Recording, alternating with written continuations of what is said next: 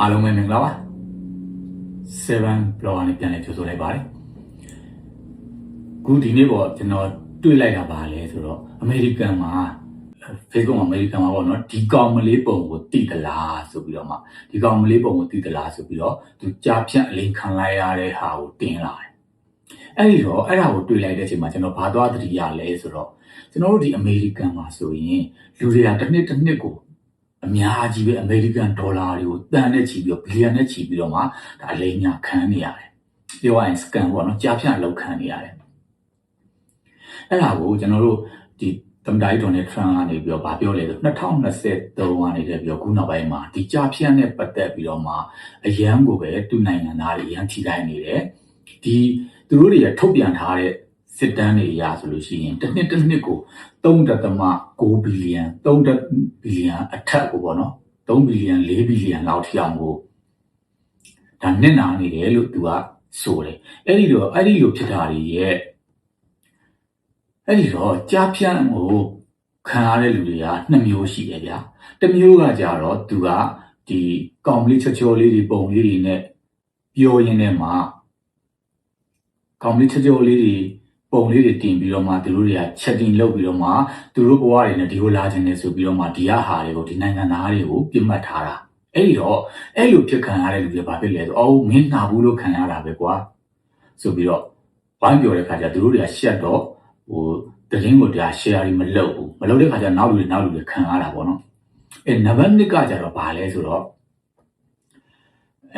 လောဘပေါ့နော်သူတို့ကအဲ့ဒီအချက်2ချက်ကိုကျွန်တော်ကဒီနေ့ဘယ်လိုလေးလိမ်ညာခံရလဲဆိုတဲ့ဥစ္စာကိုမှကျွန်တော်ကိုရီလေးကိုကျွန်တော်ဝေမျှပေးချင်ပါတယ်အဲ့တော့ပထမဆုံးကျွန်တော်ဘာကိုပြောချင်လဲဆိုတော့ဒီနိုင်ငံကသတင်းထဲမှာဟိုးလေးတကြော်ပြတ်သွားတဲ့ဒါပေါ့နော်ဒီမှာဆိုလို့ကျွန်တော် elder ပေါ့လူကြီးတယောက်အကြောင်းကိုပြောပြသူကလွန်ခဲ့တဲ့3-4 လလောက်ကနေတယ်ဒီမှာသူ့ရဲ့အမျိုးသမီးကစုံသွားတဲ့အချိန်မှာသူကတယောက်တည်းပြင်နေတဲ့အချိန်မှာသူ့ကိုအကောင့်တစ်ခုကနေပြီးလာအပ်တယ်လာအပ်ပြီးတဲ့အခါကျတော့သူနဲ့စကားတွေပြောတယ်ပေါ့နော်စကားတွေပြောရင်းနဲ့မှသူဒီမှာနေတဲ့အကြောင်းအနေနဲ့သူ့ရဲ့အလိုလိုက်တဲ့ဒီဘက်ကဟာတွေကလည်းအရန်တော်ပြီးကောင်းနေပေါ့နော်အဲ့ဒီအတွက်ကြောင့်မလို့သူကအဲ့ဒီပုံမှာနင်းမျောသွားတယ်နင်းမျောသွားပြီးတဲ့အခါကျတော့မှသူ့ရဲ့ပိုင်ဆိုင်မှုတွေနဲ့သူ့ဒီနိုင်ငံကိုခေါ်ဖို့ရတယ်သူနဲ့လက်ထပ်ဖို့ရတယ်ထီအောင်ကိုပြောတယ်အဲ့ဒီတော့ဒီနိုင်ငံမှာကျွန်တော်တခုပြောချင်တာကအဲ့တော့ကျွန်တော်ဒီနေရာမှာတခုပြောချင်တာကဒီနိုင်ငံကလူတွေရဲ့နေထိုင်မှုလေးကိုကျွန်တော်နည်းနည်းလောက်ပြောပြချင်တယ်ဒီကလူတွေကဘယ်လိုဖြစ်လဲဆိုအသက်16နှစ်ပြည့်ပြီဆိုလို့ရှိရင်သူတို့တွေကတိမ်ငတ်တွေလိုမျိုးပဲတိမ်ငတ်တစ်ခေါက်ဟာသူတို့ရဲ့တိုက်ကိုဟိုးအမြင့်ဆုံးပေါ်မှာသူတို့ကတွားပြီးတော့စောက်ထားတယ်ပြီးပြီဆိုလို့ရှိရင်သူတို့တွေကအဲ့ဒီကနေပြီးတော့သူတို့ကလေးလေးမွေးလာပြီးဟေ့ဆိုရင်သူတို့ကပထမဆုံးရက်လေးနဲ့သူ့တိုင်းတာလေးနဲ့အမွှေးလေးတွေနည်းနည်းလောက်ဆုံးလာပြီဆိုတော့သူကခြီသွားတယ်လွှတ်ချလိုက်တယ်လွှတ်ချလိုက်တော့အဲ့အမြင်ကြီးနဲ့ငါကဖလောနဲ့လွှတ်ချလာမကောင်ချင်နိုင်တော့ဘူးလေဆိုတော့မှကြာပြီးတော့ဒီမှာသူကပြန်ကုတ်ပြီးပြန်တင်လာတယ်ပြီးလို့ရှိရင်သူကပြန်လွှတ်ချတယ်အဲ့ဒီလိုမလုပ်ခင်မှာသူတို့တွေကပထမဆုံးဒါငှက်တွေရဲ့အတိုင်မှာအကျန်းအနေနဲ့လောက်ထားတယ်နောက်အနုလေးတွေနဲ့သူတဖြည်းဖြည်းနဲ့နည်းနည်းလေးအကောင်လေးပေါက်လာပြီဆိုလို့ရှိရင်သူအနုတွေကိုဖယ်ပလိုက်တယ်ပြီးနည်းနည်းချင်းနဲ့အကျန်းနဲ့ထိတွေ့ပေးတယ်ပြီးတဲ့ခါကျတော့လည်းပဲအသင်နယ်ဆိုလို့ရှိရင်အဲ့လိုမျိုးလွတ်ချပြီးတော့မှသူကတင်ပေးတယ်အဲ့ဒီတော့ဒီနိုင်ငံကသူတို့တွေကတိမ်ငတ်တယ်လို့ခံယူထားပြီးခါကျတော့သူသားသမီးတွေကို16နှစ်ပြည်တာနဲ့အိမ်ပေါ်ကနေပြီးတော့မှသူတို့တွေကကိုချီတော့ကိုရက်ပြီးတော့မှကိုစီးပွားရေးကိုရှာကိုဘဝကိုရက်တီခိုင်းတာအဲ့ဒီတော့ကောင်းကျိုးဆိုးပြစ်ကတော့ရှိတာပေါ့နော်အဲ့တော့ကောင်းကျိုးကတော့ဗာလဲဆိုတော့ကိုချီတော့ကိုဘဝမှာရက်တီတယ်ကိုအားကိုတယ်ပုံဝန်းကျင်နဲ့တခါလဲနှစ်ဖူးတွေ့ဒူးတွေ့ရင်ဆိုင်ရတယ်အဲ့ဒါကတော့ကောင်းကျိုးပေါ့ဒါပေမဲ့စုပြစ်ကဘာလဲဆိုတဲ့ခါကျတော့သူတို့တွေကအသက်16နှစ်လောက်မှာမိဘအုပ်ထိန်မှုအောက်ကနေပြီးတော့ပဲနေလာခဲ့တဲ့အတွက်ကြောင့်မို့လို့သူတို့ရဲ့စုံချက်တွေဟာအမြဲတမ်းမမှန်သေးဘူးပေါ့နော်အဲ့ဒီချိန်မှာကျွန်တော်ရဲ့အမြင်ပေါ့နော်ပြောရမယ်ဆိုလို့ရှိရင်ကျွန်တော်မိတ်ဆွေတယောက်ရှိတယ်သူဖိလစ်ပင်ကိုပေါ့နော်သူဆိုလို့ရှိရင်သူ့ရဲ့သားကိုအသက်16နှစ်မှာတခါတည်းအကြောင်းကိုထားပေးတယ်ပြီးတဲ့ခါကျတော့သူကနေပြီးတော့မှနည်းနည်းချင်း control ပေးတယ်သူ့အိမ်ကလုံးဝနှင်ချပလိုက်တာမဟုတ်ဘူးသူကြောင်းသွားတယ်ကြောင်းနေပြန်လာပြီးအိမ်ကိုပြန်လာတယ်လိုချက်ဒီဥစ္စာလို့ဒီလိုရှိတယ်နဲ့ဆိုတာမိ2ယောက်ဟာသူ့အမေဟာသူ့သားရဲ့လိုအပ်ချက်တွေကိုအဲ့လိုမျိုးလမ်းကြောင်းကို guideline လေးကိုနည်းနည်းထိမ့်ပေးတယ်ပေါ့အဲ့ဒီတော့အဲ့ကလေးလေးဟာအရန်ကိုလူညံ့နဲ့အာရှဆန်နဲ့အမေရိကန်နဲ့လည်းတူတယ်ကိုကကိုတယ် အရာရာကိုဆုံးဖြတ်ရဲတယ်ကိုယ်ပတ်စံနဲ့ကိုတုံးတယ်ပြီးတော့ခါကျလူကြီးတွေကိုယူသေးတယ်မှားနေတဲ့အချက်တွေကိုသူ့မိကနေပြီးပြင်ပေးတယ်အဲ့လိုမျိုးနဲ့အကောင်လေးကအရန်ကိုမှတော်တဲ့တက်တဲ့ကောင်လေးတယောက်ဖြစ်နေကျွန်တော်တွေ့ရပေါ့နော်အဲ့ဒီတော့ဒါကကျွန်တော်တို့ဖိလစ်ပင်တို့နောက်တစ်ယောက်ကကျတော့ကျွန်တော်တငယ်ချင်းဒီအာရှပေါ့နော်သူကတော့ယာပလန်မှာသူ့ရဲ့ယောက်ျားကဒီနိုင်ငံသားအဲ့ဒီတော့သူ့နိုင်ငံသားကိုသူကဘာပြောလဲဆိုသူသားလေးကြီးလာလို့ရှိရင်ကိုသူသားလေးက10နှစ်သူသားလေးနောက်ထပ်10နှစ်ဖြစ်လာတယ်သူအိမ်ဘောကနေနှင်ချလိုက်မယ်ပြီးရင်ဒီသူ့ယောက်ျားလေးမျိုးပဲလောက်ခိုင်းတယ်ဒါပေမဲ့အဲ့ဒီနေရာမှာတခုပြောစရာရှိလာတာကသူ့ယောက်ျားကဒီနိုင်ငံမှာလောက်တယ်သူတို့10တန်းကိုမအောင်ခဲ့ဘူးအလုပ်ထဲမှာတင်လောက်တယ်လုံရင်းထဲမှာသူ့ဘဝဟာအရန်ကိုဖြစ်လာတဲ့ခါကျတော့နေစင်းတို့နေတော့မယ်ကွာဆိုတော့လွတ်ချလိုက်တယ်မိဘတွေဟာပတ်စံရှိတယ်သူမိဘတွေကတန်းနဲ့ချီပြီးတော့ချမ်းသာပေမဲ့လို့သူသားကိုရောစီးပွားရေးလုပ်ဖို့လို့9000 1000 2000ဆိုတာမျိုးကိုထုတ်မပေးတဲ့ခါကျတော့သူသားကအရက်အလုပ်တွေလုပ်ရတယ်ဒီအဲ့မှာပေါ့နော်နည်းနည်းပင်ပန်းတဲ့ခါကျတော့ဒီနည်းနည်းတောက်မယ်ပြူမယ်အဲ့ဒီကနေတည်းပြီးမှအလုပ်ကနောက်နေ့မသွားနိုင်တဲ့ခါကျတော့ဘာဖြစ်လာလဲဆိုတော့fire ပေါ့နော်အလုပ်ဖြုတ်ခံရတာပေါ့အဲ့လိုမျိုးအလုပ်ဖြုတ်ခံရတယ်စသဖြင့်သူကကြတော့မကောင်းတဲ့ဘက်ကိုနည်းနည်းပို့သွားတာကိုကျွန်တော်အမြင်အရတွေ့ရတာပေါ့အဲ့ဒီတော့ဆိုလိုချင်တာကဒီနိုင်ငံဟာတွေကအဲ့ဒီလိုမျိုးဖြစ်လာတဲ့ခါကျတော့တာသမီတွေနဲ့မိဘတွေနဲ့ကြားမှာဂတ်ဖြစ်လာတယ်ဟာသွားတာပေါ့နော်ဟာသွားတဲ့ခါကျတော့ဒီမိဘတွေဟာကလေးကို16နှစ်ပြည့်အိမ်ဘွားနေနေတော့တယ်တချို့ဆိုရင်တစ်ခါတော့ဆိုရင်သူသားဟာအသက်30တိအောင်သူ့အမေနဲ့အိမ်ပေါ်မှာနေနေတဲ့အတွက်ကြောင့်မလို့မိဘတွေနဲ့တာသမီကိုတရားဆွဲတကယ်ပေါ့နော်အဲ့လိုမျိုးတွေရှိလာတဲ့အခါကျမိဘနဲ့တာသမီနဲ့ဒီကွာဟလာတဲ့အခါကျနောက်တစ်ချိန်မှလည်းပဲဒီအသက်တွေကြီးလာလို့ရှိရင်မိဘတွေကသူတို့က90 80ဖြစ်လာပါစေသူတို့တွေဟာ dating တွေလုပ်တယ်ပြီးတဲ့အခါကျတော့သူတို့နဲ့ဒီဘဝလက်တွဲပေါ်အနေနဲ့သူတို့တွေကရှာကြတယ်ဒီမှာအသက်80တွေအငြင်းတန်းသူတို့တွေဒီတိတ်ကြတယ်ပေါ့နော်ချိန်တွေ့ကြတယ်သူတို့တွေပြီးတဲ့ခါကျတော့သူတို့မှာ wife friend တွေ girlfriend တွေထားတယ်ပေါ့အဲ့ဒီလိုမျိုးတွေဒီမှာကြုံတွေ့ရတယ်တွေ့တဲ့ခါကျတော့ခုနကဟာကိုပြန်ကောက်ရရင်အဲ့မှာ तू ကအသက်80 80ရှိပြီဆိုပေမဲ့ तू ကဘာလုပ်ချင်လဲဆိုတဲ့ခါကျတော့သူ့ဘဝကို तू ကလက်တွဲကိုပြန်ရှာချင်တယ်အဲ့ဒီအဖိုးကြီးကအဲ့မှာ तू ကအဲ့ဒီကြားဖြန့်ပေါ့လေကြားဖြန့်နေရနေတဲ့ဒီမှာအိုက်ကောင်လေးနဲ့ तू ကပြောရင်းနဲ့မှာသူ့ရဲ့ဗန်ထဲမှာသူတို့တူနေတဲ့သူ့ရဲ့အိမ်တွေဝိုင်းနေနဲ့ तू ပိုင်ဆိုင်မှုတွေအကုန်လုံးကိုအဲ့ဒီကောင်မလေးရဲ့လေကြောထဲမှာပါသွားပြီးတဲ့ခါကျတော့မှလုံးဝကိုပဲ तू ကအလိန်ခံလိုက်ရတယ်အလင်းခံလိုက်ရတဲ့ပတ်စံပမာဏသူတစ်သက်လုံးစုဆောင်းထားတဲ့ငွေတွေရောဒေါ်လာကိုတောင်းနဲ့ချီပြီးတော့3-4,000လောက်ပါသွားတဲ့အတွက်ကြောင့်သူဟာတကယ်မီဒီယာကြီးနဲ့အင်တာဗျူးပြီးတော့ဘောနော်အဲ့ဒီကိစ္စကိုလိုက်ချင်တာဘယ်လို့မှလိုက်လို့မရတော့ဘူးစသဖြင့်အဲ့ဒီလိုမျိုးအမေရိကန်မှာစကန်လုပ်ခံရတဲ့လူတွေဟာအရန်ကိုများတယ်တစ်နှစ်ကို3 ဘီလီယံအထက်ကိုရှိတယ်ဆိုတာအင်မတန်မှကိုများတဲ့ပမာဏရှိတယ်ဒေါ်နယ်ထရန့်ကြီးကသူ့နိုင်ငံသားတွေကိုဒုက္ခပေးနေတဲ့ foreign terrorist organization တွေပေါ့နော်နိုင်ငံခြားမှာရှိနေတဲ့ဒီလိုမျိုးအကြမ်းဖက်အဖွဲ့အစည်းတွေကိုအဓိကနှိမ်နင်းမယ်ဆိုပြီးတော့သူကပြောထားတယ်ပြီးတဲ့အခါကျတော့အဲ့ဒီလိုမျိုးနိုင်ငံဖြတ်ကျော်ပြီးတော့မှသူကလိုအပ်လာတယ်လို့မျိုးအဲ့ဒီနိုင်ငံတွေကိုဖြတ်ကျော်ပြီးတော့ဝင်ရောက်စီးနင်းတိုက်ခိုက်သွားမယ်ဆိုတာကိုလည်းပဲသူကအရေးအမွတ်ပြောတယ်ပေါ့နော်ပြောတဲ့အခါကျတော့ဒီဥစ္စာတွေရဲ့အဖက်ကတကယ်ကိုနိုင်ငံတွေထဲမှာဝင်ရောက်လာမှာလားဒါပေမဲ့ဒါတွေကနိုင်ငံဖြတ်ကျော်ပြီးတော့ခွင့်ပြုချက်မရှိဘဲနဲ့ဝင်တယ်ဆိုလို့ရှိရင်တော့ဒါဒီနိုင်ငံတကာဥပဒေကိုချိုးဖောက်တယ်ဆိုပေမဲ့ကျွန်တော်တို့ရဲ့ Donald Trump ကြီးကတော့ဘာမှမ criticize တတ်တဲ့လူမဟုတ်ဘူးဆိုတော့မလုပ်ဘူးလို့လည်းပြောလို့မရတယ်လို့လုပ်မယ်လို့လည်းပြောလို့မရဘူးပေါ့အဲ့ဒီတော့ဒီနေရာမှာကျွန်တော်ရဲ့ကိုယ်တွေလေးကိုကျွန်တော်ပြောပြမယ်အမေရိကန်ကငွေကြေးနဲ့ပတ်သက်လာလို့ချင်းအရန်ကိုပဲတိကျတယ်ပေါ့နော်နောက်တစ်ချက်ကဒီနိုင်ငံမှာဆိုလို့ရှိရင်ဘန်နေရာအရန်ကို safe ဖြစ်တယ်ဘန်နေထဲမှာကိုပတ်စံတွေထည့်ထားတယ်အဲ့ဘန်ကနေလည်းပြီးတော့မှ bankrupt ဖြစ်သွားပြီးတော့မှဒီဝါလီခံလိုက်တယ်ဆိုရင်တော့မှအစိုးရကနေလည်းပြီးတော့မှပြန်လျော်ပေးမယ်ဆိုတဲ့အတိုင်းအတာတွေအတွက်ကြောင့်မလို့ယုံကြည်စိတ်ချရမှုအရန်ရှိတယ်အဲ့ဒီလိုမျိုးယုံကြည်တဲ့အတွက်ကြောင့်မလို့လည်းပဲကျွန်တော်ကခံလိုက်ရတယ်လို့ပြောလို့ရတယ် အဲ့တော့ကျွန်တော်ပထမတစ်ချက်ကျွန်တော်ခံရတာကဘာလဲဆိုတဲ့အခါကျတော့ကျွန်တော်ကဒီမှာ credit card ပေါ့နော် credit card ရှိတယ်နောက်ဟို bank account မှာကျွန်တော်တို့က checking ရှိတယ် saving ရှိတယ် credit account ရှိတယ် account 3ခုရှိတာပေါ့နော် account 3ခုရှိတဲ့အခါကျတော့ကျွန်တော်ကပထမဘဏ်မှာကျွန်တော်ကအဲ့ဒီ3ခုလုံးကျွန်တော်လောက်လိုက်တယ်လောက်ပြီးတဲ့အခါကျတော့ကျွန်တော်ကဟိုဘက်မျိုးကနေဒီဘက်မျိုးကိုရွှေ့လိုက်တဲ့နေရာမှာကျွန်တော်ပထမဘဏ်ကကျတော့သူကဒီပြည်နယ်ထဲမှာပဲရှိတာဒီပြည်နယ်ကနေလည်းပြီးတော့အခြားပြည်နယ်ဘက်တွေဘာတွေတွားမယ်ဆိုလို့ရှိရင်အဲ့ဒီဘဏ်ကမရှိဘူးပေါ့နော်ဘဏ်မရှိတဲ့ခါကျတော့တစ်ပြင်းဘဏ်ကနေသုံးမယ်ဆိုရင်ကျွန်တော်တို့က transaction fee ပေးရတယ်ပတ်စံထုတ်မယ်ဆိုလို့ရှိရင်လည်းသူ့ဘဏ်ကနေမဟုတ်ဘဲနဲ့တစ်ပြင်းဘဏ်ကနေပြီးထုတ်တဲ့အတွက်ကြောင့်မို့လို့ကျွန်တော်တို့ကတစ်ပြင်းဘဏ်ကိုဒီ fee ပေးရတဲ့အတွက်ကြောင့်မို့လို့ကျွန်တော်ကဒီ American မှာ အင်တာမှာနာမည်ကြီးတယ်ဆိုတော့ Wells Fargo ဘဏ်ကိုကျွန်တော်ကနောက်ထပ် account တစ်ခုထပ်ဖွင့်တယ်အဲ့လို account တစ်ခုထပ်ဖွင့်တဲ့ခါကျတော့အဲ့ဒီမှာ account ကို checking ရယ် saving ရယ်ချက်ချင်းဖွင့်ပြီးတဲ့ခါကျတော့ဒီ credit card ကိုပါဖွင့်ရတယ် credit card ကကျတော့သူကဘဏ်ကနေမဟုတ်ဘဲနဲ့ credit card တပ်ပါတီအနေနဲ့လောက်တာဆိုတော့ဘဏ်ကောင်းကနေပြီးတော့ကျွန်တော်ငွေလေးနဲ့ရောက်လာတာပေါ့နော်ရောက်လာတဲ့ခါကျတော့ကျွန်တော်အဲ့ဒီမှာကျွန်တော်ခန်းထဲမှာကျွန်တော်ကအဲ့ဒါကိုကျွန်တော်တို့က activation လုပ်ရတယ်ပေါ့နော် activate လုပ်တဲ့ခါကျတော့ကျွန်တော်ကပုံမှန်တိုင်းပဲကျွန်တော် activate လုပ်နေတာ ਨੇ အဲ့ဒီထဲမှာသူကဘာတစ်ခုပေါ်လာလဲဆိုတဲ့ခါကျတော့ဒီ credit card ကိုလုံးမယ်ဆိုလို့ရှိရင်ဒီထက်ကနေပြီးတော့သူကရွေးမလားဆိုတဲ့အကွက်လေးတစ်ကွက်ပေါ်လာတယ်ဆိုတော့ကျွန်တော်ကဒီဘဏ်ကြီးဟာ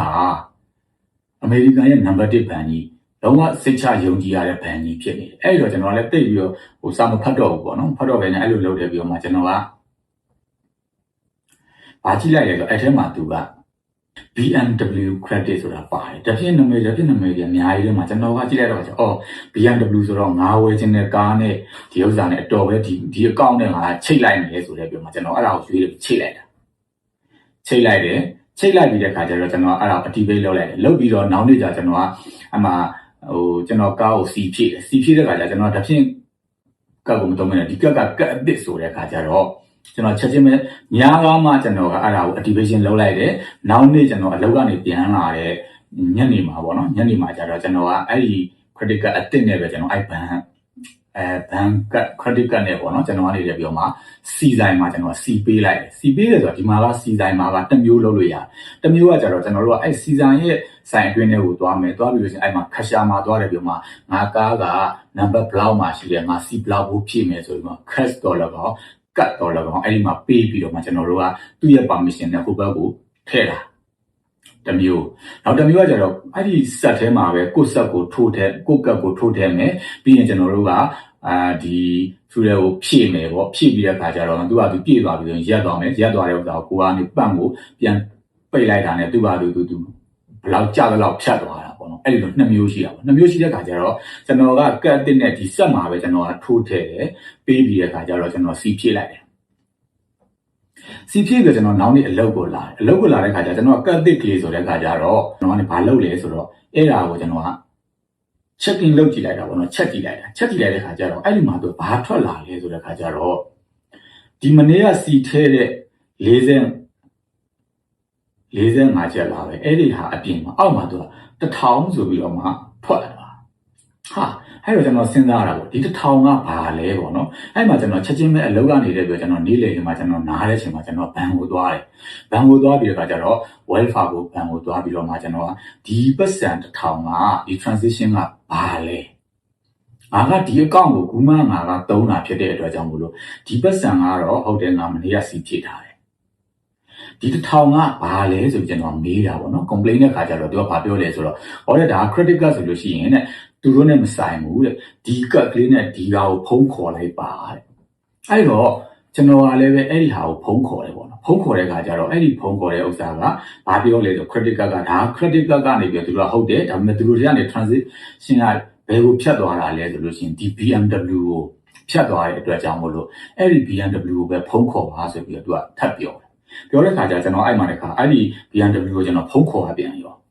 ဖုံးခေါ်တဲ့အခါကျတော့ BMW ကကြောင့်ဘာဖြစ်လဲဆိုတော့ဒါကသူတို့စီကိုဝင်တာဒါကဘဏ်ကနေပဲစိုက်နေအဲ့တော့ဘဏ်ကိုဖုံးပြန်ခေါ်ပါဆိုပြီးတခါဘဏ်ကိုလှည့်ပြီးအဲ့တော့ကျွန်တော်ဘဏ်ကိုတခါဖုံးပြန်ခေါ်ဘဏ်က credit card ကတပ်ပါတီဖြစ်နေတယ်အဲ့တော့ credit card ကိုခေါ်ရင် credit card ကကြတော့ဒါက သူတို့စီကိုဖြတ်သွားတာမဟုတ်ဘူးဒီဘက်ကိုသွားတဲ့အတွက်ကြောင့်မို့လို့ဒီကနေလောက်ပါဆိုပြီးအဲ့မှာတတိကံလဲနေတာပေါ့လဲနေတဲ့ခါကျကျွန်တော်ကလဲနေတဲ့ဥစ္စာကဒီဘင်းမှာသူတို့ကရက်ဆောင်ဟောလုံးနေဆိုကျွန်တော်အဲ့မှာ3-4ရက်လောက်ကြာသွားတယ်ပြီးတဲ့ခါကျကျွန်တော်ကလည်းစဉ်းစားပါတော့သူအမေရိကန်ပဲတော့ဒီလိုမျိုးဟာကိစ္စမရှိဘူးပေါ့ကျွန်တော်အရင်ကဆိုကျွန်တော်တို့ merchandise လုပ်တယ်ဆိုလို့ရှိရင် online ကိုကျွန်တော်တို့ပစ္စည်းတွေပါဝယ်လိုက်တယ်အဲ့ဒီကနေတက်ပြီးတော့မှကျွန်တော်တို့ဒီ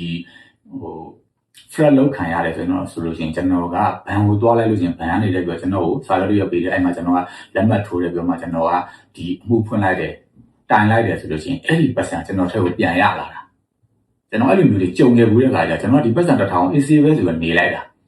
နေလိုက်တဲ့ခါကျတော့အဲ့မှာ transition 1000ကဘာလို့လဲကျွန်တော်သူတို့စောင်းတယ်သူတို့ဘက်ကလည်းဖုံးပြန်ပေါ့ကျွန်တော်9ရက်လောက်နေတော့တခါပြန်သွားတယ်ပြန်သွားတော့လည်းပဲသူတို့အဲ့လိုပဲအဲ့ဖုံးကဒီ3ခုတည်းမှာပဲကျွန်တော်လဲနေတာအဲ့ဒါကျွန်တော်လည်းပြစ်ထားလိုက်တာပေါ့နော်ပြစ်ထားလိုက်ပြီးတော့ကျွန်တော်အဲ့ဒါကိုဒီ credit card ကနေကျွန်တော်တစ်လားတစ်ချိန်ပြန်ရင်မပေးဘဲနေလိုက်တဲ့ချိန်မှာတစ်လားကျော်သွားတော့ဒီ transaction 1000အတွက်ကိုမပေးလို့ဆိုပြီးနောက်ထပ်30ကိုသူက charge နဲ့ fee ဖြတ်သွားတော့1030ဖြစ်သွားတယ်1030ဆိုတော့ကျွန်တော်ဘဏ်ကိုထပ်သွားတဲ့ခါကျတော့ဒီဘက်ဘဏ်ကနေပြီးတော့ဘဏ်မန်နေဂျာဝင်ပြီးတော့ဘဏ်မန်နေဂျာကိုယ်တိုင်ကနေပြီးတော့ဖုန်းခေါ်ပြီးပြောပေးတဲ့အချိန်မှာမရတော့ဘူးဘာဖြစ်လဲဆိုတော့သူတို့တွေကကျွန်တော်ဖုန်းကနေပြီးတော့မှကျွန်တော်ကိုယ်တိုင်လွှဲလိုက်တဲ့သဘောမျိုးဖြစ်နေတယ်သူတို့က location ကလည်းပဲကျွန်တော်ရဲ့အခန်းကျွန်တော်သုံးနေကြနေရကျွန်တော်ဖုန်းကနေပြီးတော့မှကျွန်တော်ကိုယ်တိုင်လွှဲလိုက်တာဖြစ်တဲ့အတွက်ကြောင့်ဆိုတဲ့ကြောင်းချပြီးတော့အဲ့ဒီပတ်စံ1030နောက်ထပ်ကျွန်တော်ကချိန်တိုင်းတာတွေမှာတစ်လတွေမှာပေးတဲ့အတွက်ကြောင့်မို့လို့ဆိုပြီးတော့ penalty သဘောမျိုးပေါ့နော်ဒီ fee က charge ကထပ်ချသွားတဲ့အတွက်ကြောင့်မို့လို့ကျွန်တော်က1050လောက်ဒါဆုံးရှုံးသွားတာပေါ့နော်အဲ့ဒါကတော့ဒါကဒီနိုင်ငံမှာဘယ်အရာကိုပဲလုပ်လို့ငွေကြီးနဲ့ဘလောက်အမေရိကန်ဖြစ်နေပါစေကျွန်တော်တို့ကနိုင်ငံသားဖြစ်နေလို့လားဒါမှမဟုတ်ရင်တော့ဘယ်လိုကြောင်းလဲဒါမှမဟုတ်ကျွန်တော်ရဲ့လိုအပ်ချက်တစုံတရာကြောင်းလဲဖြစ်နိုင်တာပေါ့နော်အဲ့ဒါပါသွားတာပေါ့နောက်တစ်ချက်ကကြတော့ scan ပေါ့ scan ဆိုကျွန်တော်ဒီမှာဆိုလို့ရှိရင်ကျွန်တော်အကောင့်ကိုကျွန်တော်မိသားစုနဲ့ပြောဖို့ပဲထားတယ်ကျွန်တော်ကပတ်ဝန်းကျင်လူတွေနဲ့ချက်ခဲတယ်ပေါ့နော်ကိုယ်တငယ်ချင်းတွေလောက်တောင်မှမပြောခဲ့တယ်ဘာဖြစ်လို့လဲဆိုတော့ကျွန်တော်အိမ်ရောက်တာနဲ့ကိုယ်လုံးမဲ့ထမင်းချက်မဲ့စားမဲ့အိမ်နဲ့ဖုန်းပြောမယ်နဲ့ဆိုတော့အလုံးနဲ့ဆိုတော့တိတ်ပြီးမပြောပြဘူးပေါ့အဲ့မှာကျွန်တော်ကိုအကောင့်တစ်ခုကလာအပ်တဲ့ခါကျကျွန်တော်ကြည့်လိုက်လို့ရှိရင်အဲ့ဒီအကောင့်တွေကအသစ်တော်၎င်းသူတို့ profile ပိတ်ထားတာလို့ဆိုရင်ကျွန်တော်လက်မခံဘူးပေါ့အဲ့တော့သူကဒီမှာအမေရိကန်မှာနေတယ်သူက manager ဆိုပြီးတော့မှသူရဲ့ကျွန်တော်ပြောင်းကျင်တဲ့ state ရဲ့ manager ဆိုပြီးတော့သူကအဲ့လိုလုပ်ထားတာကျွန်တော်လည်းစိတ်ဝင်စားတာပေါ့နော်စိတ်ဝင်စားတယ်ဆိုတာကသူက manager ဖြစ်နေပြီကျွန်တော်ပြောင်းမဲ့အဲ့တက်ဆက်ကမျိုးတစ်မျိုးကျွန်တော်စိတ်ဝင်စားနေတဲ့မျိုးရဲ့ manager အဲ့ဒီအလုပ်မှာဆိုတဲ့ခါကျကျွန်တော်အဲ့မှာလက်ခံလိုက်ပြီးတဲ့ခါကျနောက်နေ့ကျတော့သူကနေပြီးတော့မှလာချက်တာပေါ့နော်ကျွန်တော်အဲ့မှာတိတ်မပြောပြဘူးအဲ့ဒီလိုနဲ့တစ်လားလောက်နေတဲ့ခါကျကျွန်တော်က2ကြောင်း3ကြောင်းလောက်ပြောလိုက်တပတ်လောက်နေတော့2ကြောင်း3ကြောင်းလောက်ပြောလိုက်တပတ်လောက်လည်းနေတဲ့ခါကျတော့နည်းနည်းစကားလေးတွေပြောနေမှာသူကဘာပြောလုံးဆိုအဲ့ဦးလေးကဟွာတဲ့ကျွန်တော်ကနိုင်ငံရေးအကြောင်းလေးတွေထည့်ပြောတာပေါ့နော်အဲ့လိုမျိုးလေးတွေနိုင်ငံရေးမြန်မာနိုင်ငံအကြောင်းမို့လို့စိတ်ကလည်းမကြည်တာမြန်မာနိုင်ငံရေးတွေဘာဖြစ်တယ်အဲ့ဒါကြောင့်ကျွန်တော်မပြောဘူးဆိုတဲ့ဟာပါတဲ့ခါကျဟုတ်တယ်တဲ့သူလည်းအဲ့လိုပဲအဲ့ဒါကြောင့်မို့လို့သူတော့တဲ့တက်နိုင်တဲ့လောက်ပဲကိုမြန်မာနိုင်ငံအတွက်လှူတယ်ပေါ့နော်ဒီစစ်ဘေးရှောင်တွေဆိုလို့ရှိရင်လည်းသူလှူတယ်ဆိုတဲ့ခါကျတော့ကိုကအဲ့ဒါစိတ်ဝင်စားတဲ့ခါကျတော့အဲ့လိုလေးလှူတယ်ဆိုဟုတ်တယ်ကျွန်တော်တို့လည်းအဲ့လိုပဲစစ်ဘေးရှောင်တွေအတွက်ဆိုလို့ရှိရင်တော့ကိုတက်နိုင်တဲ့လောက်လေးတွေကူညီတင်နေပါညာနဲ့နိုင်ငံရေးအကြောင်းလေးတွေပြောရင်နေမှာတော့ဘာဖြစ်လဲဆိုတော့သူကတော့တဲ့ဒီလိုမျိုးသူ့ရဲ့အလုံးချိန်ကဒီအချိန်တွေကနေပြီးမဟုတ်ဘဲနေတဲ့သူကတဲ့ဒီ3နှစ်လောက်သူလေးလာတဲ့အတွက်ကြောင့်မလို့ခုဆိုလို့ရှိရင်တော့သူကအပိုငွေလေးတွေရှာပြီးတော့မှဒါသူစစ်ဘေးရှောင်တွေကိုသူတစ်လားကိုယာနဲ့ချီပြီးတော့ဒေါ်လာယာနဲ့ချီပြီးတော့ဒေါ်လာ300-500အနည်းဆုံးသူလှူနိုင်နေတယ်တဲ့သူအဲ့လိုပြောတဲ့အခါကျတော့ဟုတ်လားလို့အဲ့ဒီအချိန်မှာကျွန်တော်ကလည်းပဲ crypto မှာကျွန်တော်ကဒီ trading account အနေနဲ့ကျွန်တော်က trade နေပါပြီကျွန်တော်လည်းဒီ trading တွေကိုစပြီးတော့လေ့လာနေပြီအဲ့လိုလေ့လာနေတဲ့အချိန်မှာသူအဲ့လိုပြောတဲ့အခါကျတော့အဲ့ဒါနဲ့ကျွန်တော်ကမေးလိုက်တာလို့ crypto လုပ်နေတာလားပေါ့နော် crypto လုပ်နေတာလားလို့မေးတဲ့အခါကျတော့သူကဟုတ်တယ်တဲ့မင်းလည်းလုပ်သလားတဲ့ဒါပေမဲ့သူကဘာပြောလဲဆိုတော့သူ့တက်က50ကျော်နေပြီပေါ့နော်သူက manager ပေါ့နော်ဦးလေးကြီးကသူတို့ကဒီနိုင်ငံမှာသူကသူတို့ တာဖနှစ်ယောက်ထဲပဲနေတာပေါ့သူကအဲ့လိုပြောတယ်ပြောတဲ့ခါကျတော့ဟုတ်လားဦးလေးဘာညာပေါ့နော်ကျွန်တော်ကလည်းအဲ့လိုပြောရင်းနဲ့မှသူကနိုင်ငံရေးအကြောင်းတွေပြောတဲ့ခါကျတော့ရင်းနှီးသွားပြီးတော့ကျွန်တော်ကအဲ့ဒီ crypto အကြောင်းမှာဆက်သွားတဲ့အချိန်မှာသူကအဲ့ဒီဥစ္စာကတဲ့သူကတဲ့စက္ကန့်ပိုင်းလေးပဲကြာတာတဲ့အဲ့ဒါကိုလုံးမယ်ဆိုလို့ရှိရင်တဲ့လူတွေကမလွယ်ဘူးပေါ့နော်သူဆိုလို့ရှိရင်တဲ့ဒေါ်လာ2000 3000လောက်အရှုံးခံပြီးတော့မှသူ3နှစ်လောက်အချိန်ပေးလေးလာထားလို့တဲ့အဲ့ဒါလည်းသူသမီးစီကနေပြီးတော့သူကတင်ထားတာတဲ့သူသမီးဆိုရင်လည်းဘလောက်ကုန်လဲတော့မသိဘူးတဲ့သူဆိုလို့ရှိရင်အခုတော်တော်မြက်နေတယ်သူသမီးကတဲ့အလုပ်သိမ့်မလုပ်တော့ဘူးဒါပဲလုပ်တယ်တဲ့ဒါမှလည်းလေတဲ့ဒီဥစ္စာကအမြဲတမ်းတော့မရဘူးလေတူကမရဘူးတဲ့တစ်ခါတလေကျရင်တစ်လားလုံးမရတာမျိုးရှိတယ်တဲ့တချို့ရက်တွေဆိုလို့ရှိရင်တော့တစ်ပတ်ကို2ခါလောက်ရတဲ့ပတ်တွေလည်းရှိတယ်ဒါတွေကလေးလာပြီးတော့မှဒီ trend တစ်ခုကိုသေးစိတ်ကြည့်တတ်ဖို့လိုတယ်တဲ့သူအဲ့လိုပြောတာပေါ့နော်ပြောတဲ့ခါကျဟုတ်လားဦးလေအဲ့ဒါဆိုကျွန်တော်လည်းစိတ်ဝင်စားတယ်ပေါ့နော်ကျွန်တော်လည်းအဲ့ crypto တွေလုပ်နေတယ်ကျွန်တော်လည်းပဲ account တွေပါဖွင့်ပြီးတော့ဒီမှာကျွန်တော်တို့ဒီမှာဆိုလို့ရှိရင် Binance က US Binance နဲ့ကျွန်တော်တို့တစ်ဖြစ်နိုင်ငံမှာအာရှမှာတုံးတဲ့ Binance နဲ့ကမတူဘူးပေါ့နော်အဲ့ဒါတွေကစပြီးမတူတဲ့အခါကျအဲ့လိုတွေသုံးပုံသုံးနည်းတွေပါရစပြီးတော့မှပေါ့နော်လောက်တာပေါ့နောက်တစ်ချက်ကကျွန်တော်တို့ကဒီမှာဘာကိုသုံးကြလဲဆိုလို့ရှိရင် Coinbase ပေါ့နော် Coinbase ကသုံးလို့လည်းကောင်းတယ်လွယ်တယ်ဒါပေမဲ့သူက free နဲ့ charge ချတဲ့ဥစ္စာက Binance တက်ပို့တယ်သုံးလို့လွယ်တယ် Binance ကသူနဲ့ဆိုင်နည်းနည်းလေးခတ်တယ်ပေါ့ရှုပ်တယ်ပေါ့နော်အဲ့ဒီမှာကျွန်တော်ကအဲ့ဒီအကြောင်းတွေပြောတဲ့အခါကျသူကလည်းအဲ့ဒါလေးတွေကိုသူကလည်းသူပြောတာလေးပြောပြရင်နေမှာနောက်ပိုင်းကျတော့ဘာပြောတော့ဆိုတော့သူကမန်နေဂျာဆိုနည်းနည်းအလုပ်ရှုပ်တဲ့အတွက်ကြောင့်သူသမီးကပို့ပြီးတော့ကျွမ်းကျင်တယ်ဒီအကောင့်ကိုပဲသူသမီးနဲ့ပြောဆိုပြီးတော့ပြောခိုင်းတာပေါ့နော်ပြောခိုင်းတဲ့ခါကျတော့ကျွန်တော်ကစာနေပဲရိုက်နေတာသူအဖိုးကြီးလားသမီးလားဆိုတာလည်းမသိရဘူးပေါ့နော်ဒီနိုင်ဒီကောင့်အကြောင်းကြီးပဲကျွန်တော်တို့ပြောနေနေမှာသူကဘာပြောလဲဆိုတော့အဲ့ဒါဟွာတဲ့အကိုရေးတဲ့ဒီဥစ္စာကတဲ့ခုဆိုရင် trend ရတယ်တဲ့သူ့ရဲ့အကောင့်ကိုသူက screenshot ရိုက်ကြတာပေါ့နော်ခုဆိုရင်တဲ့ကျမလုပ်လိုက်တာတဲ့ခု3000မြတ်ပြီတဲ့ဒီမှာတဲ့1000ထည့်လိုက်တာတဲ့စက္ကန့်60ပဲကြာတယ်တဲ့ဆိုသူက screenshot နဲ့ရိုက်ပြလိုက်တာအမြတ်က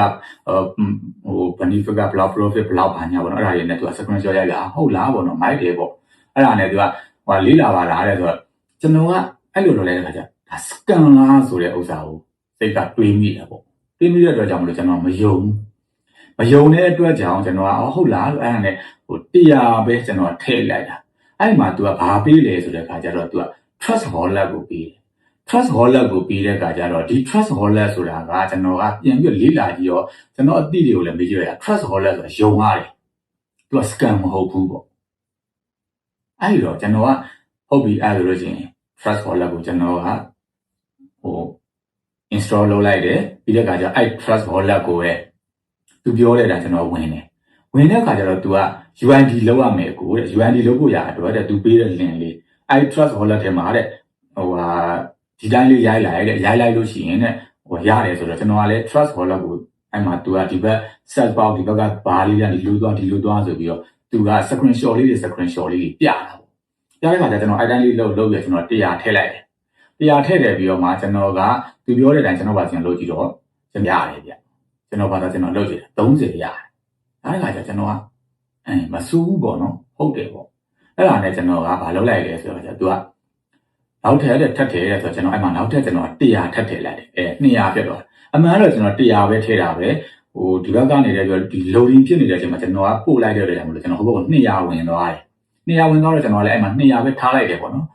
်ရှင်းဆုံးပြောရလို့ရှိရင်တော့ဒီ200လောက်နဲ့ဘာမှမဖြစ်ပါဘူးဆိုတဲ့သဘောနဲ့ကျွန်တော်လည်း200ပဲထားလိုက်ပြီးတဲ့အခါကျတော့အဲ့မှာကျွန်တော်တငယ်ချင်းတယောက်ကိုကျွန်တော်မေးတဲ့အခါကျသူကနေပြီးအဲ့ဒါလိန်နာဖြစ်နိုင်လေတဲ့အဲ့ link ကိုပေးဆိုပြီးတော့ဝင်ပြီးသူကမှ100ထည့်ပြီးတော့ဆွဲတယ်သူ100လုံးပြောင်းသွားတယ်မြင်ဘူးလားတဲ့ငါမပြောဘူးလားတဲ့ဒါကတဲ့ scan ကြီးတယ်ဆိုတော့ကျွန်တော်လည်း scan ကြီးဆိုပြီးအဲ့ဒါကိုပြစ်ထားလိုက်တယ်အဲ့200ကိုကျွန်တော်တိုင်းမဲ့မေ့နေလို့တလားလောင်းနေရောခါကျတော့ကျွန်တော်ပြန်ဝင်ပြီးတော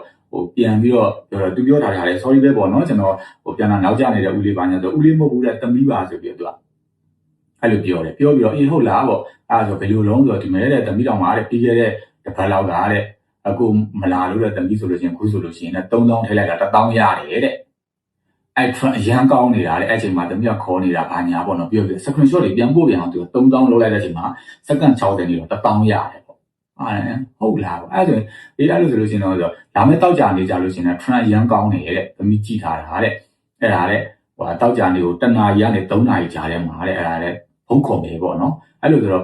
ဖုန်းမခေါ်ပါနဲ့ပေါ့ကျွန်တော်အဲ့ချိန်မှာကျွန်တော်နားချိန်ဆိုကျွန်တော်ရှိပါတယ်ပေါ့ရှိတယ်ဆိုတော့ကျွန်တော်အဲ့ချိန်မှာကျွန်တော်ကအဲ့ဒီ200လုံးထည့်လိုက်တဲ့ချိန်မှာကျွန်တော်က60ပြန်ရတယ်စက္ကန့်60ပဲ59စက္ကန့်ပဲကြာတယ်အဲ့ဒီမှာကျွန်တော်က200ထည့်လိုက်တယ်ဆိုတော့60ရတယ်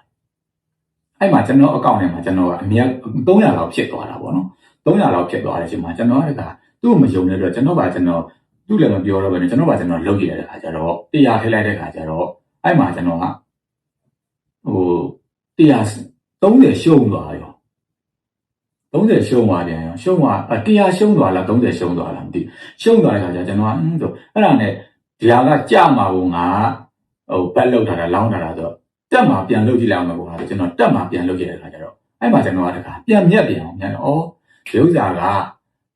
ပညာပဲပေါ့နော်ဒီဥစ္စာကိုကြည့်ပြီးတော့မှလက်တွေ့တရားကိုကြည့်ပြီးမှဒီစက္ကန့်59စက္ကန့်60အတွင်းမှာကိုကဘယ်လိုကြမှာလားတက်မှာလားဆိုတဲ့ဟာကိုကိုကရွေးလိုက်ရုံနဲ့30ရာခိုင်နှုန်းမြတ်တာပဲဆိုတဲ့ယုံကြည်မှုကျွန်တော်ကရသွားတဲ့အချိန်မှာ तू ကနောက်ဘာပြောအောင်လဲဆိုဒီတစ်ပတ်အင်္ဂါနေ့ကြာလို့ရှိရင်အရန်ကောင်းတယ်အဲ့ဒီချိန်မှာ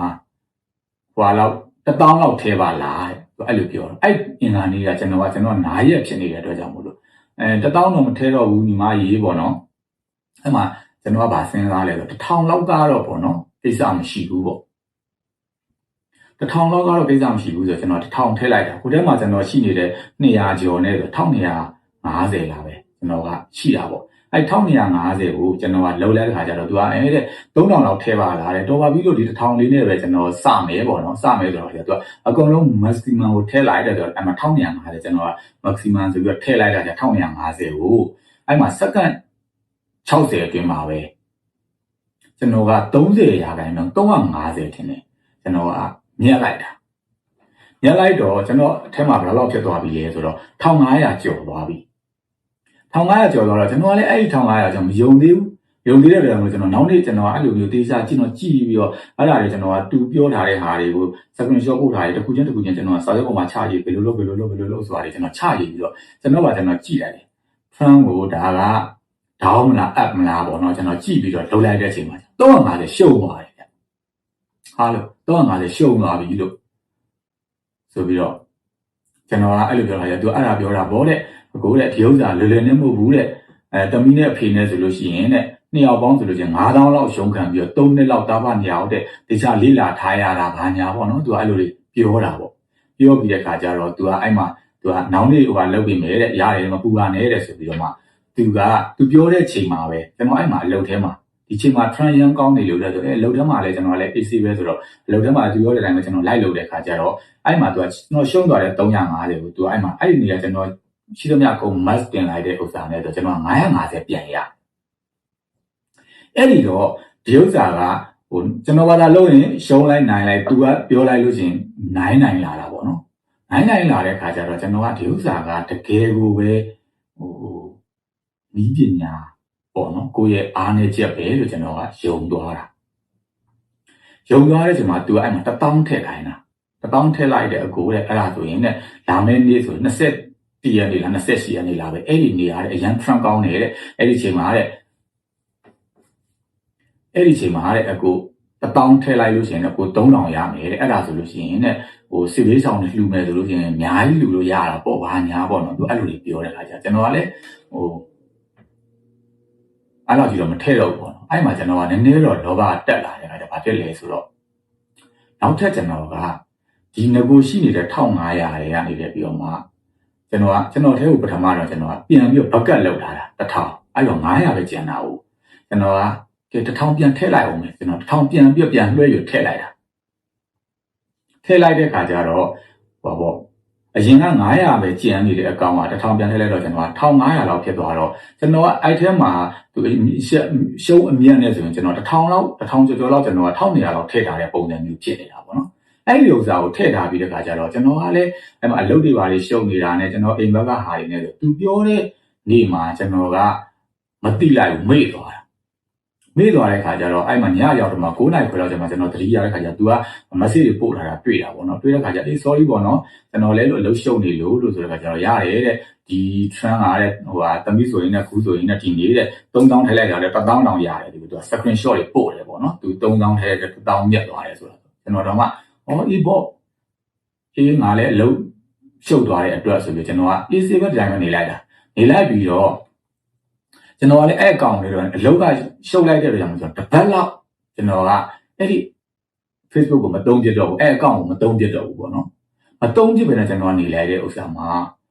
တပတ်ကျော်သွားတော့ကျွန်တော်ပြန်လဲကြည့်ရောဘာဖြစ်လဲဆိုတော့အဲ့ဒီပတ်စံ1550ကရှိသေးတယ်ဒါပေမဲ့ကျွန်တော် withdraw လုပ်မယ်ဆိုရင် withdraw လုပ်လို့မရတော့ပဲနဲ့သူကဘာပြောလဲဆိုတော့မှတ်ပုံတင်နေကျွန်တော်ရဲ့ driver license တွေတောင်းတယ်ကျွန်တော်အဲ့ဒါတွေထည့်တယ်သူကနောက်ဆုံးကြောက်ဘာပြောလဲဆိုတော့အဲ့ဒီဥစ္စာကိုတဲ့သူကရက်ကကြာသွားတဲ့အတွက်ကြောင့်မို့လို့ဒီမှာ expire ဖြစ်သွားတာဒီ link ကအဲ့ဒီအတွက်ကြောင့်မို့လို့တဲ့ဒီဘက်ကနေတယ်ပြောမှဒီနောက်ထပ်1500 deposit ပေးမှသာလျှင်သူတို့ကဒီ trust wallet ကနေတယ်ပြောမှဒီ1500ကိုထုတ်လို့ရမယ်ထုတ်ပြီးတော့မှသူတို့တွေစစ်ဆေးပြီးတော့နောက်တစ်ပတ်အတွင်းမှာဒီ deposit ပေးထားတဲ့1500ကိုပြန်ပို့ပေးပါမယ်ဆိုပြီးတော့မှသူကစာပြန်လာအဲ့လိုပြန်လာတယ်ဆိုတော့ကျွန်တော်ကလည်းအဲ့မှာမယုံတော့ဘူးပေါ့နော်ဒီ1500 deposit ပေးမှဒီ1500ပြန်ထုတ်လို့ရမယ်အဲ့တော့အဲ့1500ကထုတ်လို့မရတော့ဘူးဆို1500ပါသွားရကြည့်ရဲဆိုပြီးတော့မှကျွန်တော်ဒီတိုင်းပဲနေလိုက်ပြီးတော့မှနောက်စုံစမ်းကြည့်တဲ့အခါကျမှtrust wallet ကတော့ယုံရတယ်အဲ့ trust wallet ထဲမှာသူကနေတက်ပြီးတော့မှသူတို့စီကိုတွားတဲ့ link နဲ့သူကချိတ်လိုက်တာကိုကျွန်တော်မသိလိုက်ဘူးအဲ့ဒီ link နဲ့ချိတ်ပြီးတော့မှဒီ trust wallet ကနေပြီးမှသူတို့ link နဲ့ဝင်သွားပြီးမှသူတို့လုပ်ချင်တာတွေလုပ်သွားတဲ့ scanning ကိုကျွန်တော်ကခံလိုက်ရတယ်ဆိုတာကိုကျွန်တော်နောက်ပိုင်းမှာသိလိုက်ရအဲ့ဒီတော့ကျွန်တော်လူမျိုးပေါ့နော်မယုံဘူးဆိုတဲ့ဂျားတွေကနေပါသွားတဲ့လူတွေလည်းပဲအများကြီးရှိနိုင်ပါတယ်အဲ့ဒီတော့ကျွန်တော်ဆိုလိုချင်တာက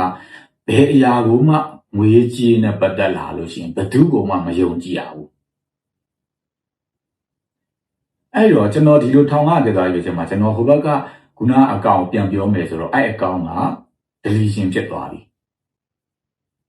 အဲ့အဖိုးကြီးလည်းမရှိတော့ဘူးအဓိကတော့တက်ကောင်နဲ့ပဲအဖိုးကြီးလားသမီးလားဆိုတာကိုတော့ကျွန်တော်မသိရဘူးဒါပေမဲ့ပထမအဲ့ဒီရှိထားတဲ့ဥစ္စာ account တစ်ခုလုံးက deletion ဖြစ်သွားပြီအဲ့တော့ဆိုလိုချင်တာကဒီလိုမျိုးတွေခုနကကျွန်တော်ပြောခဲ့တဲ့လိုမျိုးကောင်လေးချိုလေးတွေမှလည်းမဟုတ်ဘူးလောဘတွေမှလည်းမဟုတ်ဘူးသူတို့တွေဟာဒီလူတယောက်နဲ့ဒီလိုပြောမိသွားပြီဟဲ့ဆိုလို့ရှိရင်သူတို့တွေကhope လို့ခေါ်တာပေါ့နော်သူတို့တွေကနေလူတယောက်ကသူတို့စီကိုဝင်လာပြီးချိတ်လာပြီးဆိုအဲ့လူစီကနေမလွတ်အောင်သူတို့ကအကြောင်းအမျိုးစုံနဲ့သူတို့တွေကပြောပြီးတော့မှညီမျိုးစုံဆိုတာရှိတယ်ဆိုတာကိုကျွန်တော်မိတ်ဆွေတွေကိုသိစေချင်တော့ကျွန်တော်ဒီနေရာကနေပြီးအားလုံးကိုမျှပေးတာဖြစ်ပါတယ်အဲ့ဒီတော့မြန်မာနိုင်ငံရဲ့ဒီလို scan တွေဟာညီမျိုးစုံလူမျိုးစုံပုံစံမျိုးစုံနဲ့ဒီမှာကျွန်တော်လူမျိုးသားလူတွေဘယ်သူမှမခံရအောင်လို့ကျွန်တော်ကဝေမျှပေးတာဖြစ်ပါတယ်အားလုံးကိုကျေးဇူးထူးတင်ပါတယ်ခင်ဗျာလူချင်းချင်းလှည့်ပြားခြင်းကနေကင်းဝေးကြပါစေလို့ဆုတောင်းပေးပါတယ်အားလုံးကျေးဇူးထူးတင်ပါတယ်ခင်ဗျာ